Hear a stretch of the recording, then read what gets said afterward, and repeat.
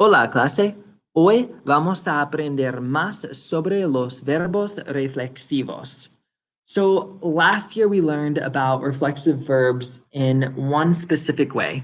We learned how to use reflexive verbs to talk about actions that we do to ourselves, right? So like I give myself a shower, I put myself to sleep, I shave myself. Those are all actions that I do to myself, or even like I get myself angry, right? That's something new that we've even learned this year so far. Or I get myself discouraged, or I get myself encouraged, okay? But now we're going to learn how to use reflexive verbs reciprocally, okay? So another word for that would be verbs that are mutual, okay, or actions that are mutual. So I do something, or I do something for you or to you, and you do the same thing back to me. So we do these actions to each other, all right? And these blue vocabulary words here are words that are on your vocabulary list this year. So you'll need to study these and become familiar with them. Make sure you know the definitions of them. I kind of simplified them a little bit on this slide. I took the phrase each other out of all of them because it was really repetitive and it made the definitions really long, okay? But as I translate them here for you and go over them with you, I'll put it back in there, okay? So apoyarse means to support each other, okay? So I'm not just supporting you, or I'm not just supporting a candidate or a politician that I like. We're talking about like friends here, or people who have a relationship and they're supporting each other, all right?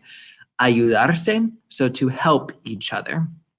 If it was just ayudar, just the verb ayudar, that wouldn't be a reflexive verb. And I could use that like I help, the person that's trying to get across the street, right? But when I put ayudarse, when I'm using it reflexively, now it's to help each other, all right? So there's two people involved and they're both helping each other.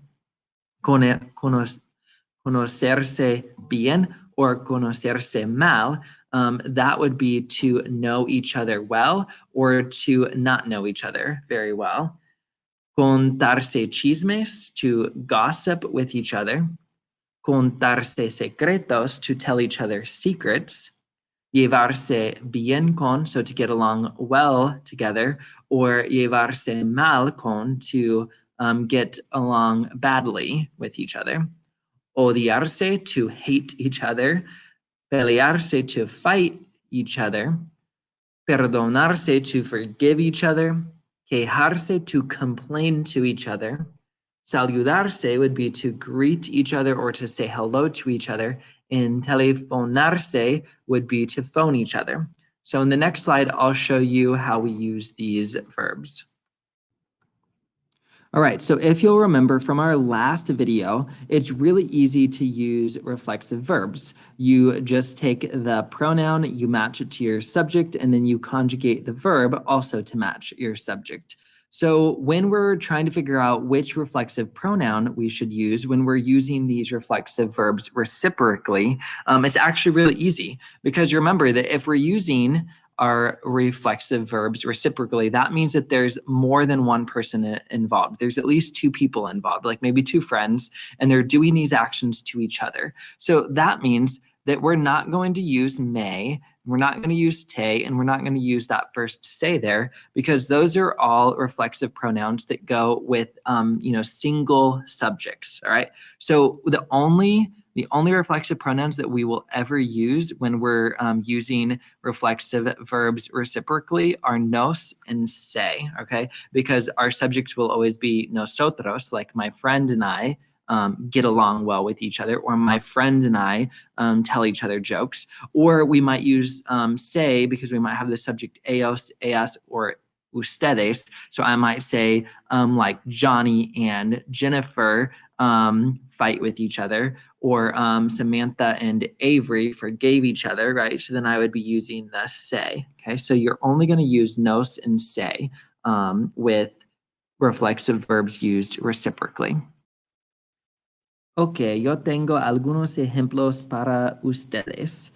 Primero, Alicia y yo conocerse muy bien. So Alicia and I know each other very well. I'm going to take the se off the end of my verb. I'm going to conjugate that to match Alicia, y, yo. And that's like saying we. So I'm going to put nos there.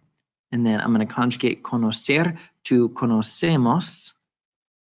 Conocemos. I'm just going to do these on the present tense. So Alicia y yo nos conocemos muy bien.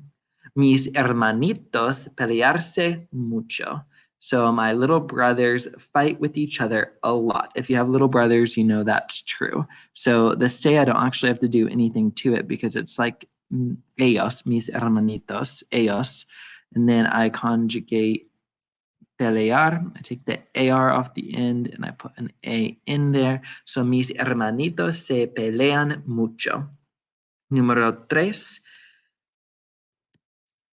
Ustedes deben ayudarse. All right, so this one, we're going to take this say, and I'm actually going to go ahead and just put it on the end. We're just going to keep it as say since it's ustedes. And then deber, we only need to conjugate our first verb. So it's just deben. Then we don't have to conjugate ayudarse. So ayudar.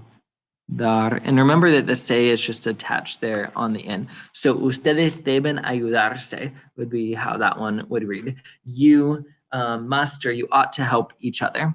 Last one, tú y yo ayudarse. I wanted to do this one just to show you, you might see tú and yo in the front there, but you're never going to use te and me because that's saying nosotros, right? Like you and I, we help each other. So we take the se off the end and we change that to nos. And then ayudar, we're going to conjugate that to be ayudamos. And my computer won't let me write in some places. It's going to be weird. So actually, let me just write it up here. Ayudamos. All right. So tú y yo nos ayudamos. So you and I, we help each other. All right, so I did just want to show you one more example. If you want to be a little bit more specific, I guess, not even specific, but redundant. If you want to say that actual phrase to each other, you can. So the first example, Mauricio y Sara se saludaron. So Mauricio and Sarah, they greet or they say hello to each other. In that say, it's basically implied that whole phrase like to each other, all right? But if you want to add on like the actual words to each other onto the end instead of just having the say, you can say in example number 2 there, Mauricio y Sara se saludaron el uno a la otro. Okay, so then that last part there is literally saying like to each other, all right? But you do still have to keep the say in there. You can't get rid of that reflexive pronoun. So down below, you'll see how you would say to each other depending on who your subject is, whether it's a boy, boy, girl, girl, or a boy, girl, girl, boy. So there's some down there. This is literally being translated as the one to the other. Okay, so it's not actually a literal translation to each other. It's the one to the other. So el uno al otro, if there's 2 boys. Below that, la una a la otra. So that would be if there's 2 girls. Top right, el uno a la otro, boy, girl, or la una al otro, girl, boy. Right? That's how you say to each other.